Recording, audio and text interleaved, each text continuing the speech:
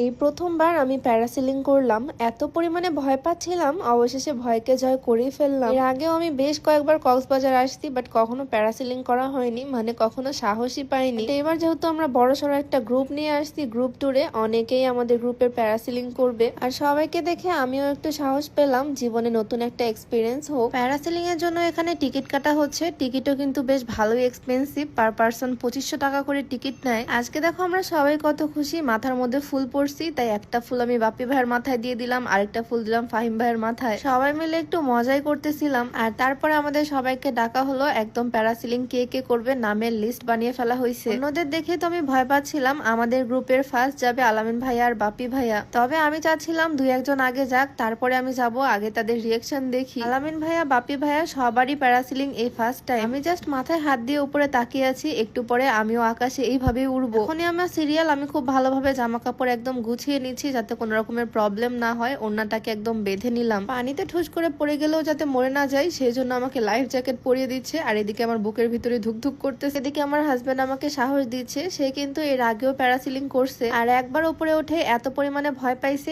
এইবার আর সাহস পাচ্ছে না। তবে আমার মনের মধ্যে প্রচুর সাহস, আর আমি নতুন একটা এক্সপিরিয়েন্সও চাচ্ছি, সেই জন্যই আর কি যাওয়া। একদম রেডি হয়ে প্যাকেট হয়ে গেছি ফুল। উপরে উঠিয়ে যদিও বেশিক্ষণ রাখে না, কয়েক মিনিটেরই ব্যাপার, তবে উঠতে আর নামতে যে পরিমাণে কষ্ট হচ্ছে সবার, অনেকে তো পড়েও যাচ্ছে। এবার যে নামবে তারপরে হচ্ছে আমার সিরিয়াল, সেজন্য দৌড়িয়ে দৌড়িয়ে যাচ্ছি। এত উপরে ওঠায় বাপরে বাপ, নিচ থেকে দেখে আমার ভয় করে। আর এখন আমিও আকাশে উড়বো, বিসমিল্লাহ বলে এখানে আসলাম, আর ওনারাই সুন্দরভাবে লক করে সেট করে দিচ্ছে, আমাকে বুঝিয়ে দিল কিভাবে কি করতে হবে, টেক অফের সময় কিভাবে দড়ি ধরে টানতে হবে। আর ফাইনালি আল্লাহর নাম নিয়ে আমি উড়াল দিলাম। সত্যি বলতে প্রথমে আমি একটু ভয় পাচ্ছিলাম, বাট ওপরে ওঠার পর আমি একদমই ভয় পাইনি, খুবই ভাল লাগতেছিল। এত পরিমাণে বাতাস আর ওপর থেকে সাগর পানি সব দেখতে ভীষণ ভাল লাগতেছিল, মনে হচ্ছে আমি একটা পাখি আকাশে উড়ে বেড়াচ্ছি আর ওপর থেকে দেখতেছি। ফুল রাইডটা এনজয় করলেও নামার সময় দড়ি ধরে টানতে একটু কষ্ট হয়েছে, আমার হাত একদম লাল হয়ে গেছিল, এত জোরে জোরে টানতে হয় নামার সময়। আমার হাজবেন্ড ভাবছিল আমি অনেক ভয় পাবো, তবে আমি একদমই ভয় পাইনি, এটা দেখেই তো সে অবাক।